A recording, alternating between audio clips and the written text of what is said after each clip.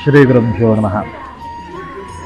ಅರಳಿಕಟ್ಟು ಮಹಾಕ್ಷೇತ್ರ ನೆಲೆ ನಿಂತಿರುವಂತಹ ಬಾಲಧನೇಶ್ವರ ಬಾಲವೀರಾಂಜನೇಯ ಸ್ವಾಮಿ ಹಾಗೆ ಕರಡಿಗುಚ್ಚಮ್ಮನ ಕ್ಷೇತ್ರದಲ್ಲಿ